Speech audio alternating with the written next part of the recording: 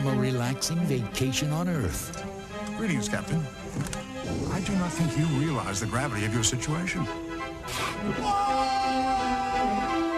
To the most perilous reaches of space.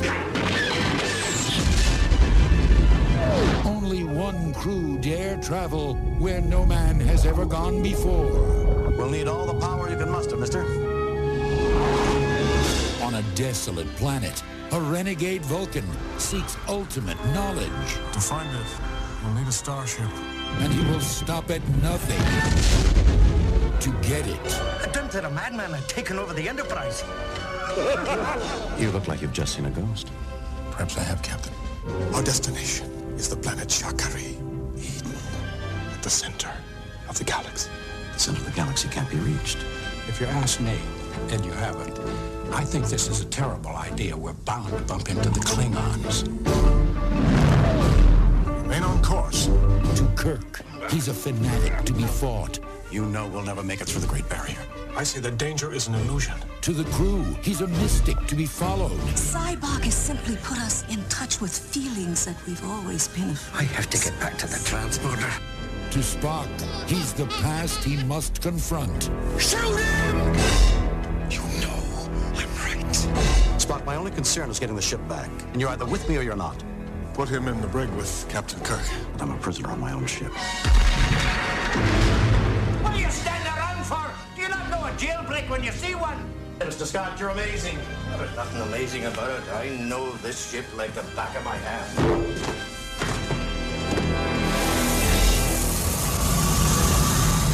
Emergency channel open. A hostile force has taken control of our vessel. Put us on a direct course with the Great Barrier. Understood, Enterprise. We are dispatching a rescue ship immediately. Planetary bearing 105, Mark II. Let me do something. Mr. Sulu, full ahead. Transfer power to warp drive. Warp speed now. The greatest enterprise of all is adventure. Star Trek V, The Final Frontier.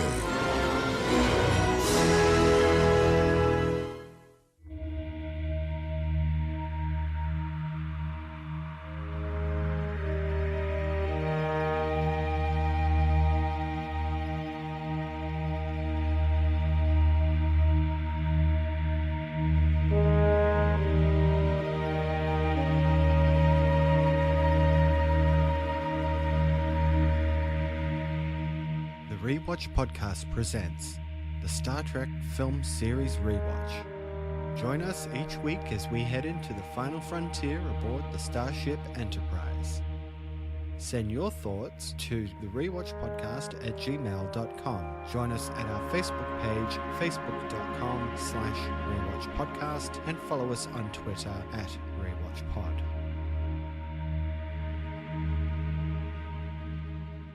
Today we're discussing Star Trek V, The Final Frontier.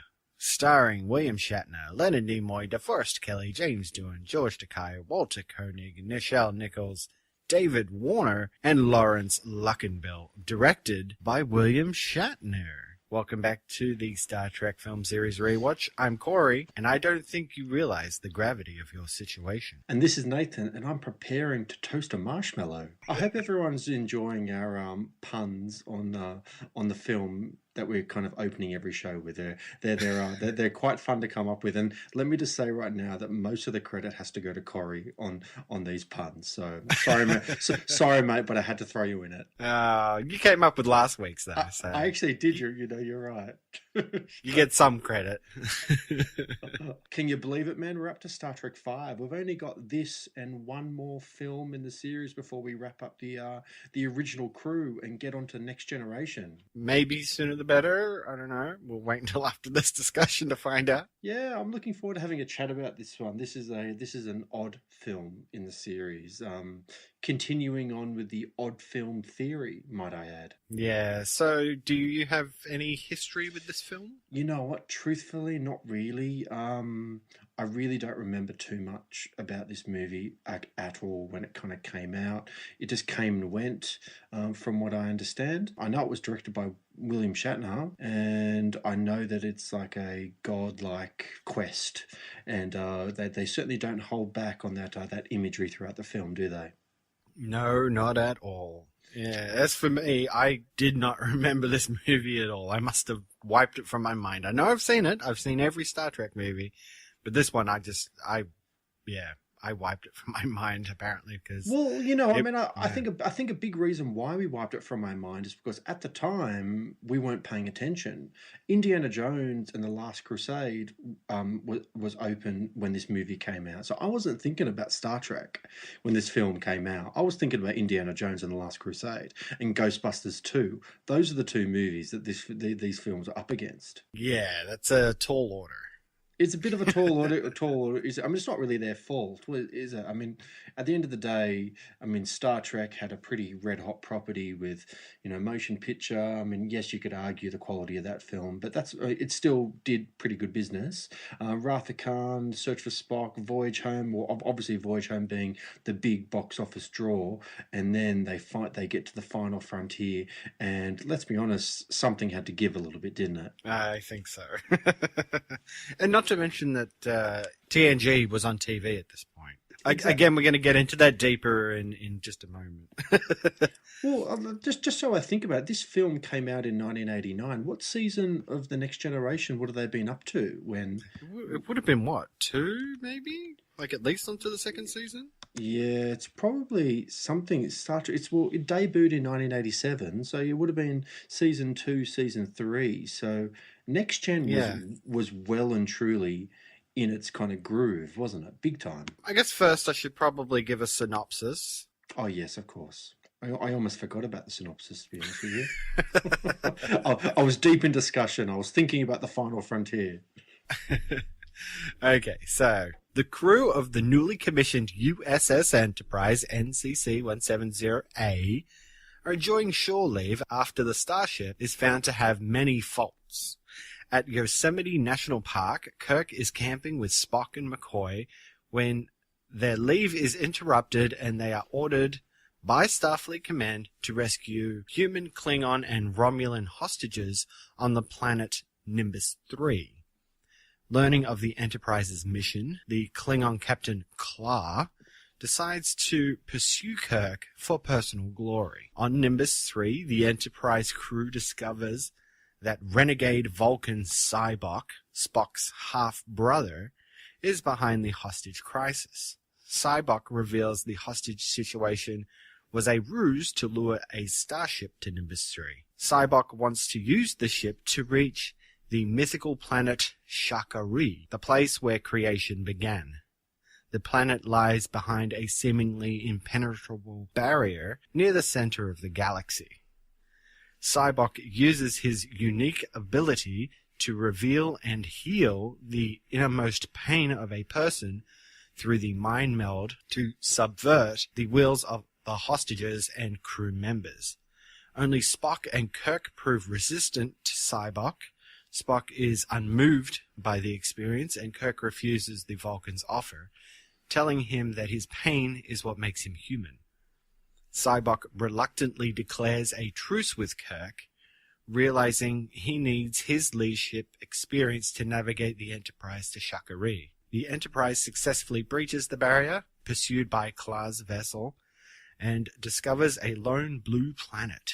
Sybok, Kirk, Spock, and McCoy journey to the surface, where Sybok calls out to his perceived vision of God. An entity appears, and when told of how Sybok breached the barrier, demands that the starship be brought closer to the planet. When a skeptical Kirk inquires, what does God need with a starship? The entity attacks him in retribution. The others doubt a God who would inflict harm on people for pleasure. Realizing his foolishness, Sybok sacrifices himself and uses his telepathic powers in an effort to combat the creature and allow the others to escape. Intent on stopping the beam, Kirk orders the Enterprise to fire a photon torpedo at their location to little effect. Spock and McCoy are beamed back to the ship, but Clark's vessel attacks the Enterprise before Kirk can be transported aboard. The vengeful entity reappears and tries to kill Kirk when Clark's vessel destroys it in a hail of fire. Kirk is beamed aboard the Klingon ship where Spock and the Klingon General Cord force Clark to stand down. The Enterprise and Klingon crew celebrate a newfound friendship, and Kirk, Spock, and McCoy resume their vacation at Yosemite. Like nothing happened. They just resume their vacation, don't they? So once again, another interesting story devised by William Shatner, predominantly. Before we get too heavily into trivia, and we'll obviously talk about this more as the kind of show goes on, but this is very much William Shatner's Star Trek film. Very much. As we said, this came out in 1989. They've gone back to a summer release for it as well. Yeah, and a fairly controversial summer release. I mean, the previous films were, I think some of them were summer, but they kind of gravitated towards a more Thanksgiving style release, and it actually benefited from that gate. And they for some reason they decided to kind of put this right amongst all of the sequels and big Hollywood summer blockbusters, and to try and compete against those. And I think people were a bit underwhelmed with this film. Although in saying that though, Cory, this film wasn't necessarily the disaster financially that I think it could have been. I mean, according to the budget and the research that I've done, it cost $33 million to make, and it still grossed $63 million worldwide. So they still made some money back from it. Whether they made a huge profit's another story, but they did get some kind of return. It could have been worse, I suspect. Yeah, and at the time of its release, it is actually the highest grossing in the series to this point. I mean, The Final Frontier was actually released in North America on June 9th, 1989, amidst a summer box office crowded with sequels and blockbuster hits. It had the highest opening gross of any film in the series to that point and was number one in its first week at the box office, but its grosses quickly dropped in subsequent weeks. The film received generally mixed to poor reviews by critics on release, and according to its producer, it nearly killed the franchise. The next entry in the series, Star Trek VI, The Undiscovered Country, actually went on to receive a lot more positive reviews from the public and critics alike. That's understandable. He didn't quite nail it, did he? I mean, I think he kind of suffers from the problem that Nimoy was suffering from on Search for Spock, struggling to find the right tone of the story.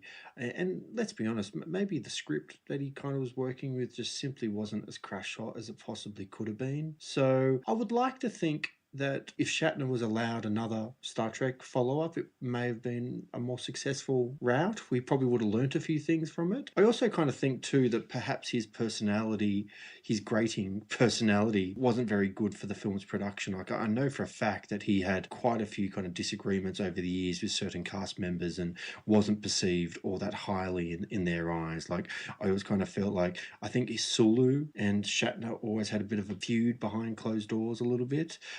Sulu always kind of accusing Bill Shatner of, loving the camera and always having to have a camera on him. He was very much the star, and I think he kind of maybe took that to a director's point of view as well, which maybe grated some people. We were talking through Search for Spock, or up until Search for Spock, how Leonard Nimoy didn't want to return. And this time around, it's George Takei. He says he doesn't want to come back, and all their arguments aside, Shatner managed to talk him back into it.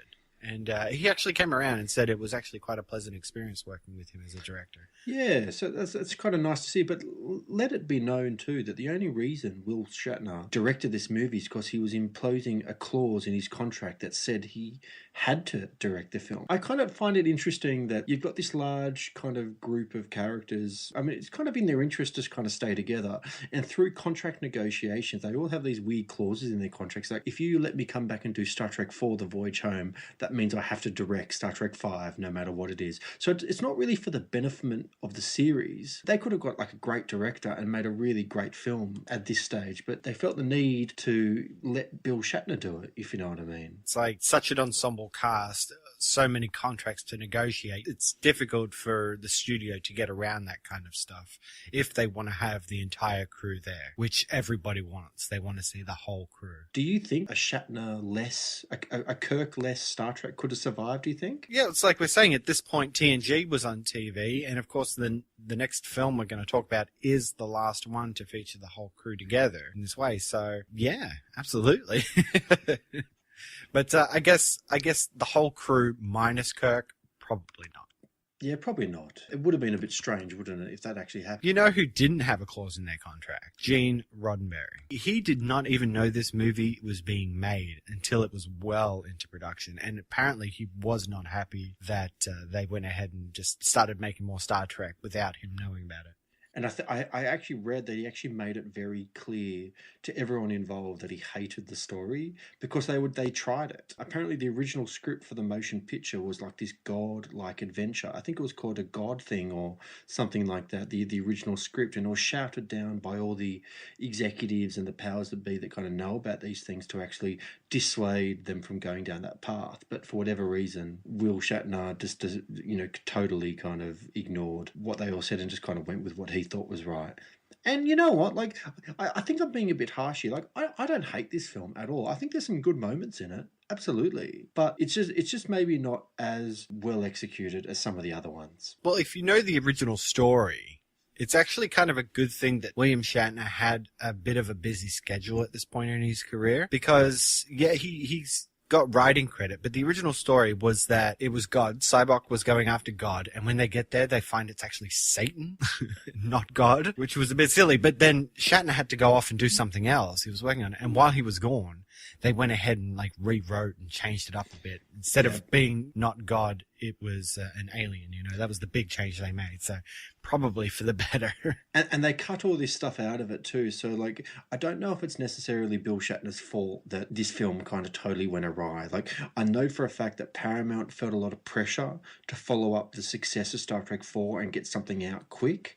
I mean, Star Trek 4, I think, came out in 1986, wasn't it? Is that right? Or yeah, I think it was 86 because it was the year before TNG. So yeah, Star Trek 4 came in 86 and then TNG debuted in 87 and this came in 89. So they kind of felt the need to follow up on the success of Star Trek 4 and actually get something out there. So I know that they kind of rushed production a little bit. They kind of cut some corners here and there. I know there was a lot of kind of issues behind the scenes. Apparently the production house that usually did all their special effects couldn't do anything with them because they were working on Indiana Jones and Ghostbusters 2 and their slate was totally full. So they had to go with a different production house. I know Bill Shatner had this big elaborate ending for the film planned with these thing called Rockmen. Did you read about this? No, I didn't. Apparently when he, and again, bit of a spoiler alert for anyone who hasn't seen it, but I'm assuming the people that are listening to the show kind of know Star Trek and actually familiar with the movies. So I'm hoping they're watching them with us, truthfully. So apparently at the end when they get to Shakari, which is actually a pun on Sean Connery, because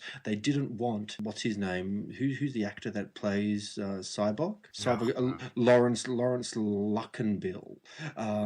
Apparently they originally approached Sean Connery to do the thing, but he couldn't do it because he was working on Last Crusade. So they actually did a bit of a pun on his name and they named the planet that they were going after Shakari. So when you actually slow it down, it sounds like Sean Connery, yeah? And when they get to Shakari, they kind of meet the godlike creature. And then when they had this confrontation, they try to escape. But anyway, Will Shatner, it was meant to be like this elaborate kind of set piece where he had to kind of like escape, almost like the 7 levels of hell, like Dante's Inferno kind of thing. And he was meant to encounter these rock men, but the rock men cost so much money to make. They something like $450,000 per suit or something like that. And he wanted 10 of them to encounter and actually confront. It was like this big problem. So for most of the production that they didn't have any of these rock men. And I was actually watching on the DVD, there's actually some footage of them, and they actually decided after spending all this money, they could only make one of them. They couldn't make 10 of them. They could only make one of them.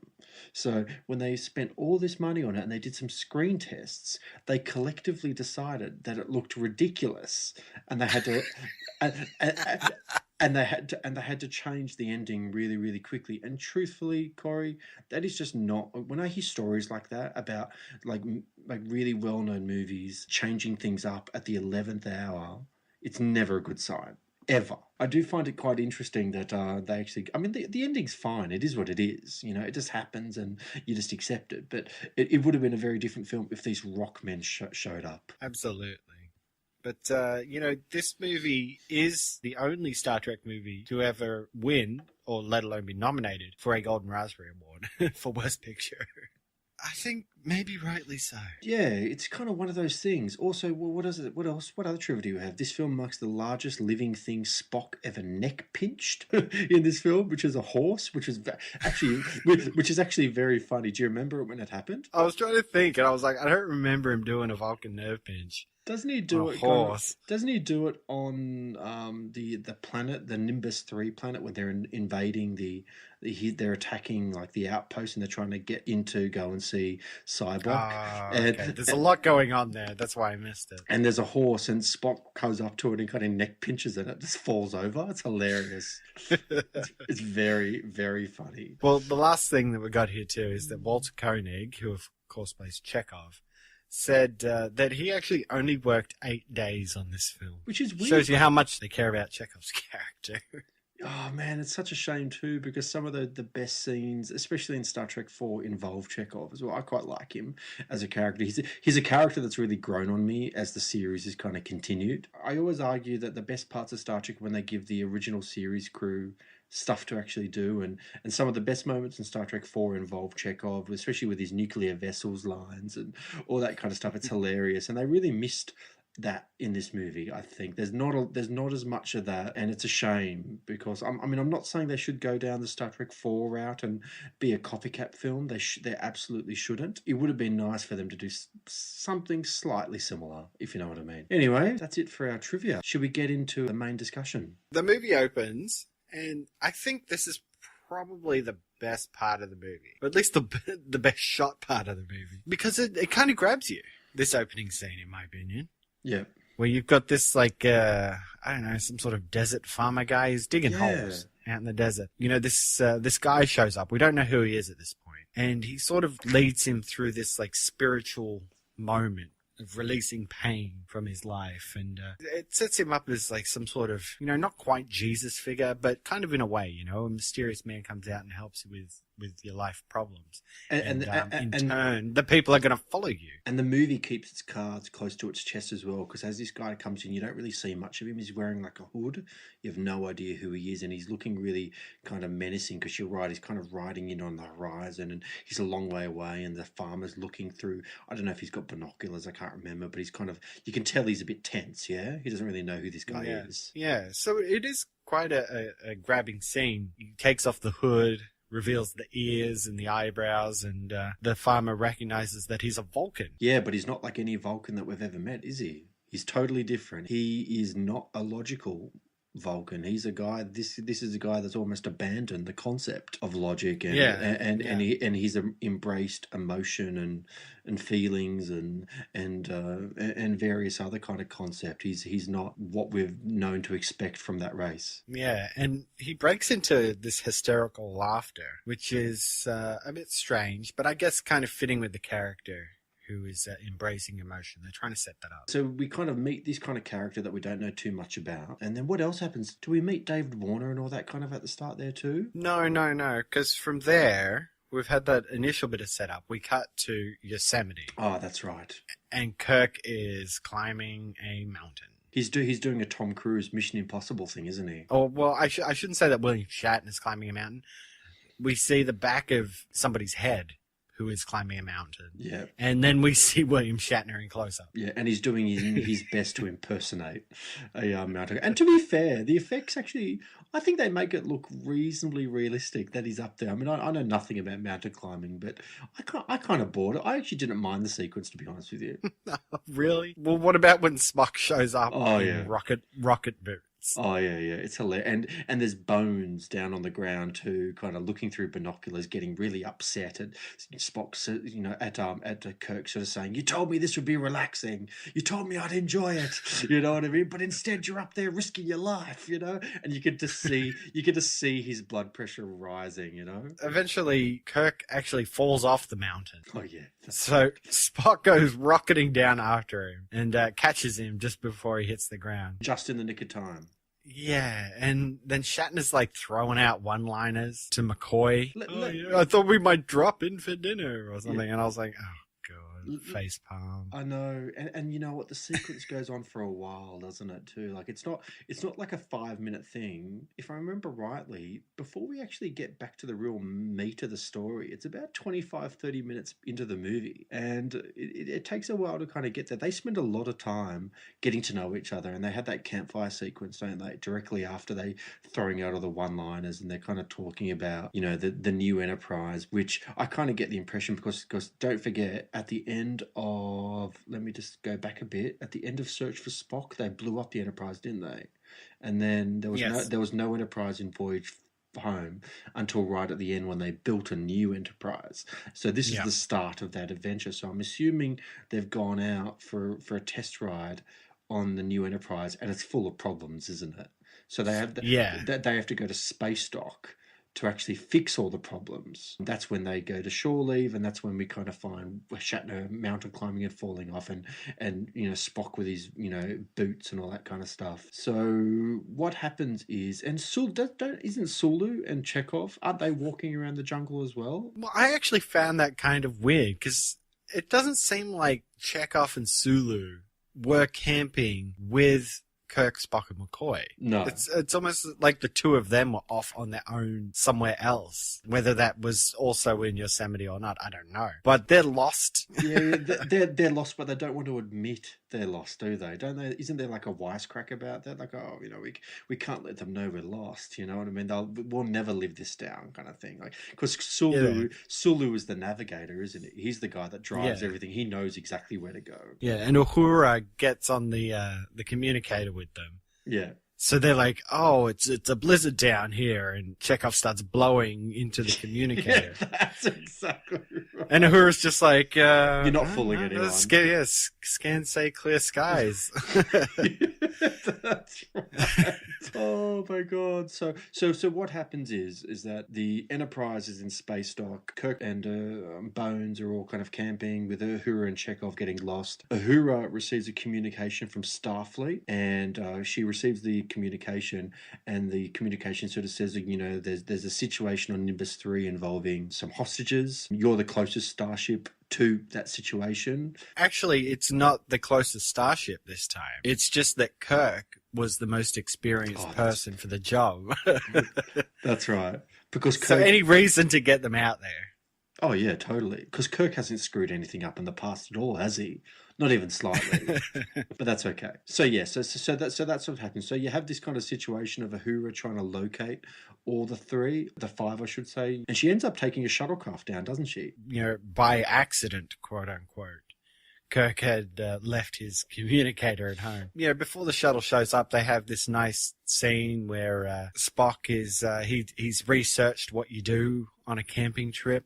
For some reason, he calls the marshmallows marshmelons. Yes. And I was like, were the books or the information that he read wrong, or is he just stupid now? And they're continuing to make fun of Spock and the fact that he doesn't understand kind of English, not English, like the human ways, I should say, because they sing "Row, row, row your boat." Like really, and it just comes across as just ridiculous. I mean, I don't mind the character moments amongst them. It's quite nice having them all kind of interact with each other. It's kind of quite good, but a lot of the dialogue is so stupid.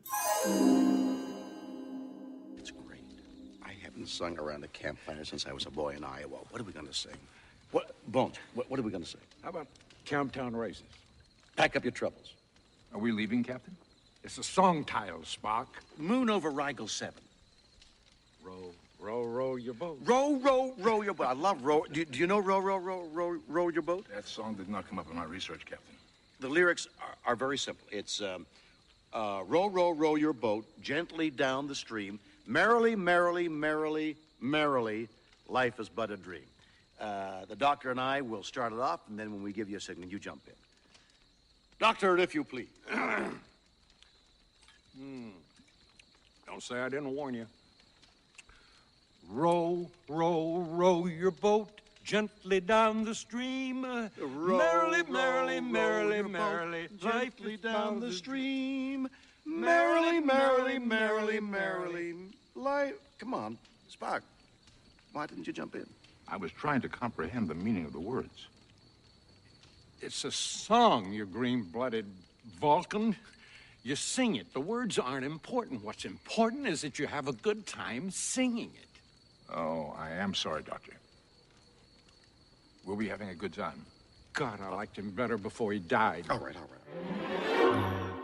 We could have gotten a few bars of Moons Over Rigel 7. Yes. When they were listing off the campfire songs. They're like Camptown Races, Pack Up Your Troubles, and Moons Over Rigel 7. And then they finally land on Row, Row, Row Your Boat. I know.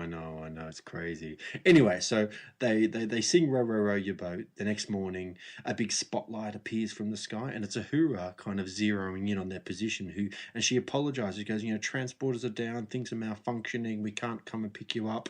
And then Kirk goes, well, why didn't you just, contact me via my communicator? And he's like, well, doesn't Uhura say you forgot it? Yeah. And he was like, oh, I wonder how that happened. Yeah. It's like, what are you, an idiot? What, do Bones and Spock? I can't imagine Spock forgetting his communicator. They do try to play up this thing with Spock throughout the movie, about him getting more in touch with his human side. I think that's what they were trying to go for here. And that, by extension, sort of leads to his loyalty to his fellow crew members, and how ultimately it's going to come to this idea of family. They are each other's family at this point because they themselves don't have family. Exactly. That's right. So they definitely kind of play on that. Well, totally, don't they? Absolutely. So they're pretty much there on the new Enterprise. Like I said, it's not that they were the closest starship. It was just that Kirk is the most experienced captain. So I was thinking, why are they sending him out on the Enterprise when it's just full of bugs? Like, nothing works on it. Yeah. Not even the teleporter doors were working. He tries to make a captain's log entry, but can't even do that because I didn't even realize that the captain's log was like a physical book. It's electronic, but it's like a book, and that's not working. It's essentially a Dear Diary, but they just talk into the computer, don't they? Isn't that what it is? Yeah. That's what I always just figured. I just figured like he must just sit at a computer and do his captain log. But no, apparently it is just this physical book thing. Yes. But that's broken as well. So I'm like, so why are they going out in this like lemon of a starship? It's ridiculous.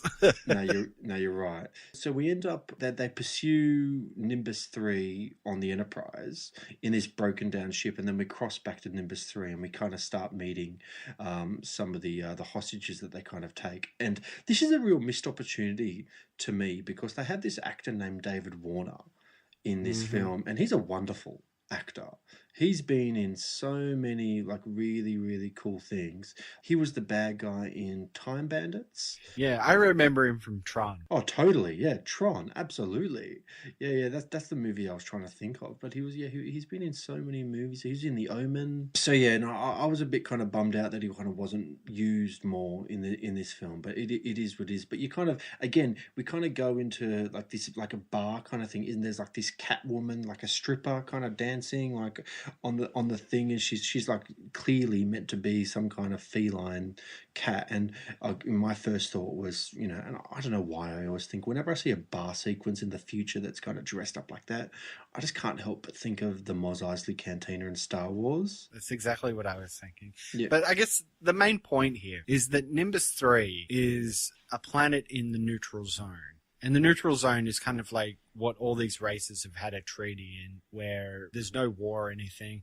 They kind of throw out that Nimbus 3 doesn't have any weapons on it as well. So that's the reason why you have a Romulan, a Klingon, and a human together in the same place. And then Cyborg shows up and does his little pain release thing with them and gets them on board. And that's where the ploy comes about. He needs to lure a starship in for whatever reason. He hasn't quite been clear about it yet, But he's going to do that by having these people who are following him pretend that they're actually some sort of diplomatic hostages. It's essentially the Enterprise's job to try and save the hostages. But what they actually find when they get to Nimbus 3, and it's this very elaborate sequence, isn't it? When they actually get there and get down on the ground, they like charge in on horses, and there's all this kind of stuff happening, and there's like a big kind of action sequence. They're trying their best to try and make it work. Actually, it turns out that Sybok actually wanted, he was luring them there because he needed a starship. It just goes through this whole sequence of them trying to make their way over and I guess maybe distract Sybok while they go in and save the hostages. And they do it through all different means. Like, for some reason, Uhura gets naked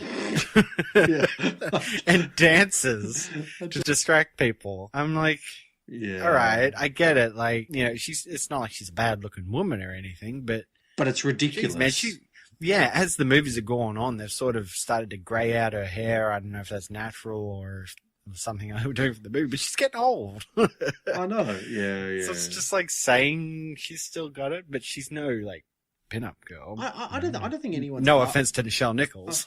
I don't think anyone's arguing that Nichelle Nichols doesn't have it. She absolutely has it. But the way it was kind of, captured and presented in the film was absolutely ridiculous. Totally ridiculous. And I can't imagine Uhura ever doing that. And I'm not saying it's not interesting, but it's just kind of one of those kind of things that I just when I saw it, I rolled my eyes and went, really? Are they really going to do this? Are we going to see Scotty up there as well doing the same thing? I mean, like, it's totally crazy. And I actually kind of like what they had Chekhov do, because Chekhov stays on the ship and he calls up Sybok and poses as the captain of the Enterprise. He does, you're right. And starts negotiating with him. So, that's kind of his distraction while they sneak in to get the hostages.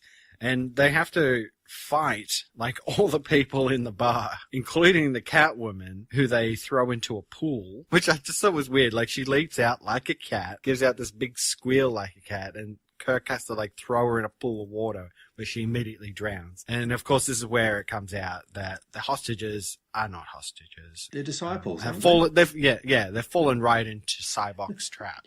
Let me ask you a question. Do you understand Sybok's power that he has? Apart from him being this very persuasive character, he's clearly got this kind of supernatural kind of element of getting people to do what he wants through some kind of mind meld, but it's never really explained to the point where I felt like as the audience that I really quite understood exactly what he was doing. Yeah, it's like I said in the synopsis. The basis I get from it is that, yes, he mind melds with people and just helps them to release any pain that they have in their life, lift that weight from their shoulders. And I think it's almost a form of brainwashing in a way, because really, can you actually take away someone's pain? And Bones gets into this later where he says, like, if you don't have that pain, then are you removing something from your character? And then, Kirk, of course, gets a lot more into it where he says, no, I don't want my pain taken away. I need that pain to define who I am. And it's very true. You can never have all good. You need to take the bad with the good. That's part of the human experience. So it's kind of that thing where I think he's sort of just making people believe that their pain is gone. Yes. In a brainwashy kind of way, using the mind meld. Hey, something that we haven't mentioned about Sybok, and this is a big reveal when they're on Nimbus 3, is that when Spock first meets Sybok, he kind of looks at him and he's going, I think he looks familiar to me. I think he kind of sees him on some kind of screen on the Enterprise when they're approaching Nimbus 3, and he approaches the captain that he suspects Sybok might be someone from his past. And then it's revealed as the film goes on that Sybok is actually Spock's long lost half brother, I should say, that he hasn't seen since he was like 8 years old or something like that. It's a bit of a stretch. Apparently Roddenberry hated that idea that Spock had a younger brother. Not so much that he had a brother, that the fact that it was intimated that Spock's father had a previous child from a previous woman. He said, like, according to his personality, would never have happened. Damn it, Spock. God damn it. Captain, what I have done... What you have done is betray every man on the ship. Worse, I've betrayed you. I did not expect you to forgive me. Forgive you? I'll knock you on your goddamn ass. If you think it would help. You want me to hold him, Jim? You stay out of this. Why, Spock? Why? All you had to do was pull the trigger. If I had pulled the trigger, Cybok would be dead. I ordered you to defend your ship. You ordered me to kill my brother. Look, the man may be a fellow Vulcan, but that doesn't... No, Captain. You do not understand. Cybok also is a son of Sarek. You mean he's your brother? You made that up. I did not. You did too. Cybok couldn't possibly be your brother because I happen to know for a fact you don't have a brother. Technically, you are correct. I do not have a brother. Yeah, you see? See? I have a half-brother. I gotta sit down. Let me get this straight. You and Cybok have the same father, but different mothers. Exactly. That is correct. Cybok's mother was a Vulcan princess. Upon her death, Cybok and I were raised as brothers. Why didn't you tell us this before? I was not disposed to discuss matters of a personal nature. For that, I am sorry. He's sorry, see? He's sorry. That makes everything all right. He's sorry. Everything. Stop it, Jim. Spock can no more kill his own brother than he could kill you. If you want to punish him for what he's done, why don't you throw him in the brig? Besides, we've got bigger problems to deal with. Like how the hell to get out of here? I'll say one thing, Spock. You never cease to amaze me. Nor I myself. It's not only another woman, it was a Vulcan princess. Yes. Like, what? He went from a Vulcan princess to a human woman? Yeah. Without explanation? Come on. It is what it is. Cybok's plan is to take their starship and get through some sort of barrier at the center of the galaxy where he has been told by God will be waiting for them. And keep in mind, when they actually get to the Enterprise and they approach I think it's the center of the universe, and they call it the barrier, and they keep going, we're going to broach the barrier, and they all look at each other like, nothing can broach the barrier. This is impossible. Like, nothing can get through that. It's just, it cannot be done. Cybok actually uses his mind meld tactic on most of the Enterprise crew, and they actually end up siding with Cybok. And there's a couple of sequences with Sulu and Chekhov, and they're actually they're trying to convince the captain to kind of go with Cybok. And yeah, you're right. I mean, you spoke about it before about Kirk kind of avoiding Cybok and not wanting that kind of parlor trick to kind of be done in his head, because he wanted his pain. He felt like it was part of him.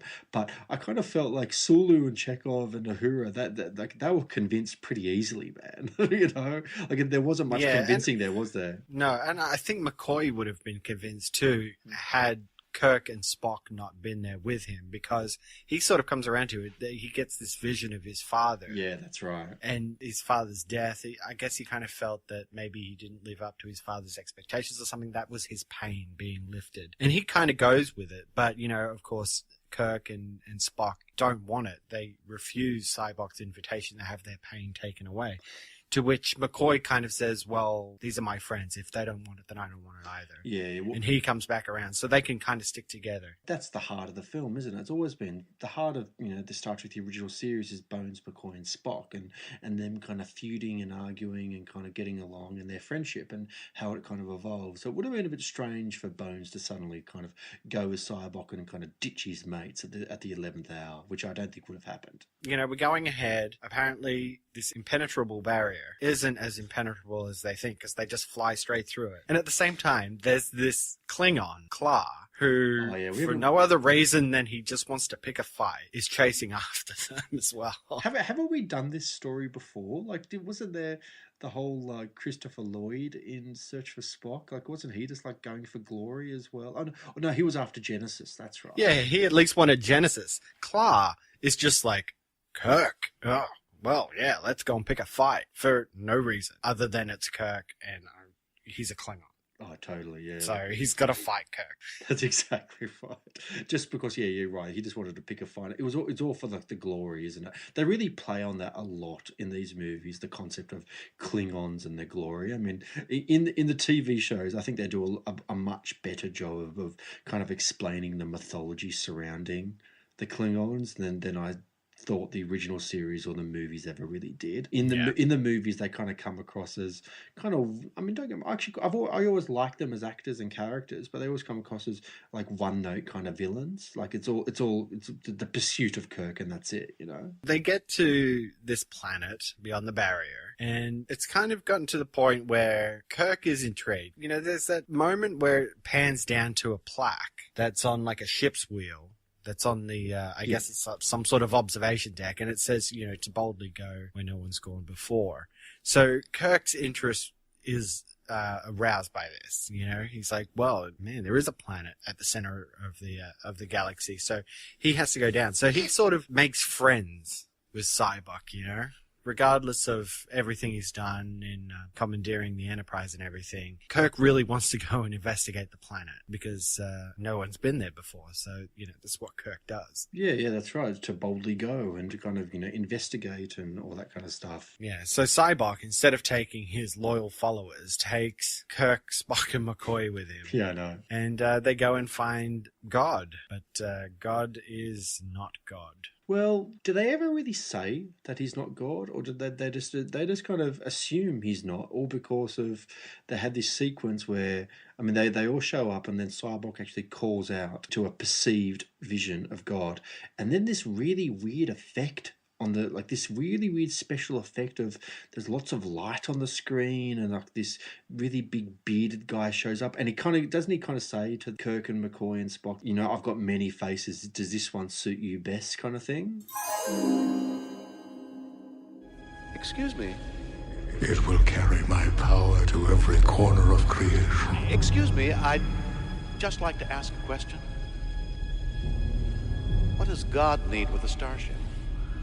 Bring the ship closer. I said, what does God need with a starship? Jim, what are you doing? I'm asking you a question. Who is this creature? Who am I? Don't you know? Aren't you God?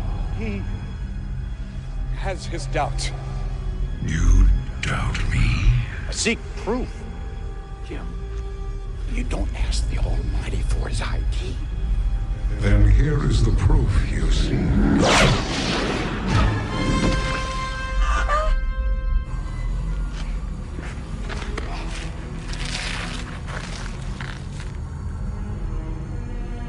Why is God angry? Why? Why have you done this to my friend? He doubts me. You've not answered his question. What does God need with the starship?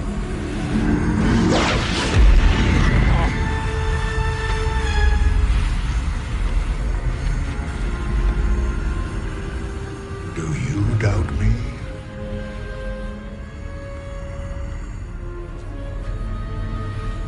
I doubt any God who inflicts pain for his own pleasure. Stop! The God of Shakari would not do this. Shakari. A vision you created.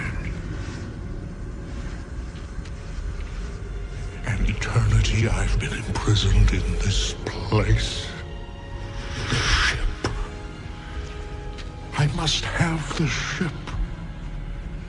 Now, give me what I want. Sybok! This is not the God of Shakari. Or any other God. I don't understand. Reveal yourself to me. Yeah, pretty much. And I think it's kind of spelled out that it's not God because, yeah, he attacks right. Kirk when Kirk tries to question why he would need a starship. And he does say at one point, I've been trapped here for, you know, however long it is. You're right, actually. Yeah, you're dead So, right. yeah, so it's more of a reveal that he is just an alien. And he does even say to Sybok that this God of Shakari was it's more of the way your brain interpreted my message to you or something like that. So, you know, he kind of realizes he's been used. His visions have been misinterpreted. He sacrifices himself to help them get away. But, of course, Kirk and McCoy get away while Kirk has to stay on the planet and try to evade this creature as it tries to attack him. Are we, as a viewer, are we meant to sympathise with Sybok, do you think? Maybe? I'm not sure. Yeah, it's It's a bit strange. I really wish they gave him a little bit more menace. And apparently in one of the earlier drafts of the script, he was more menacing. And they actually adapted the script as the kind of production went on to actually make him slightly less menacing, so you could kind of empathise and sympathise with him a little bit and maybe see things from his angle. And I wish I wasn't seeing things from his angle. I wish I saw him as a villain in the same way that Khan was a villain, and a great villain. It was really, really cool, well, you know? Cyborg's very anti-violence, so throughout the whole thing, you know, he doesn't like the idea of creating weapons. They have this, like, makeshift gun at one point. That's right. That, you know, Spock refuses to use against Cyborg. Yeah, well, isn't there a sequence where they're going down in the shuttlecraft from the Enterprise to the surface of this godlike planet, and Kirk actually looks over to like a thing with weapons, and Cyborg looks at him and says, no, we're doing this my way. And Kirk's like, fine, we'll do this your way, you know? That's right. But, you know, Kla's vessel comes in handy because they start to attack the Enterprise thinking that Kirk's on board, but he's not. He's on the planet. Spock and McCoy get away, but then the Klingon vessel shows up on the planet to save Kirk. Yes, and the only reason why the Klingon vessel comes down is because there's this sequence that appears on Enterprise, and it really feels like a tacked-on sequence that was shot after the fact to explain things, where the hostages, David Warner, the Klingon, and the girl, the Romulan, are all on the bridge, and they're talking to the Klingon. I think Chekhov is leading it, isn't he? Chekhov is talking to the Klingons on the bird of prey. And he says, well, actually, there's someone here that might want to speak to you. And they go over to the older Klingon. And the Klingon says, the older Klingon, I should say, says that he was kind of like a disgraced warrior of some description. So I'm not too sure how they kind of went from this disgraced kind of older Klingon to him kind of persuading is it Klan? Is that right? Kla, and actually getting them to help Kirk all of a sudden. And isn't there a sequence towards the end of the film where Kla actually apologizes to Kirk for pursuing him? The older Klingon, as General Cord, that's it, sort of dresses him down in front of everybody. That's right. It makes him apologize like he's been a naughty child or something. Yeah, I know. And that's pretty much it. You know, they just they've gotten away, and Kirk, Spock, and McCoy just go back on vacation, sing "Row, row, row your boat," and they go back to the campfire, don't they? It's the same sequence right at the end. Yeah, it's a strange one, isn't it? It's certainly not one of my more favourite Star Trek films. Like, again, as we've said in the past, I don't think I'm ever going to say don't watch this movie, because if you're going to watch the Star Trek films, you may as well watch all of them. But it's certainly one of the weaker entries. I think so. You know, I'd give this maybe a warp 6. Wow, you give it a warp 6. I'm going to go warp 4. That's what kind of where I'm sitting at a little bit. It's not terrible. I'm happy to watch it, but I'm probably not going to watch it again for a fair while. Fair enough. I might even take it to a 5. I reckon if you gave Cyborg a little more menace, and you actually, like, he was a better bad guy. Like, he wasn't awful, the actor. I mean, he did his best with the material he was giving, but if you gave him a little bit more menace and just took the godlike story out of it just a bit, maybe not totally, but just a bit, I think there would have been a better production in there somewhere. And actually gave Uhura and Sulu and Chekhov a little bit more to do as well, which is always good for me as a viewer. But in this film, they really don't do much of that. Give David Warner more to do. Yeah, totally. Yeah. His character didn't really make any sense apart from just being there, really. If I can give it one final compliment, it's that it ends with like a kind of friendship as well, like a newfound friendship with the Klingon, General Cord, which, you know, at this point, you know, with TNG on TV, we know that by the time that is set, they've actually made peace with the Klingons. And in fact, a Klingon is on the Enterprise, Worf. So, you know, it's kind of trying to tie that in, you know, trying to show the seeds of that friendship coming around. So that was kind of a good little touch. Well, actually, speaking of TNG as well, did you notice that the music they used at the beginning of the movie was the TNG version of the Star Trek theme? No, I didn't actually. I didn't notice that. Wow, there you go. Interesting. I picked it straight away. I was like, that's the TNG theme. So if you had to say, like, I know you said you'd give it warp 5, warp 6, you're around, kind of around that mark. Would you recommend it to people, Cory? I'd have to say no.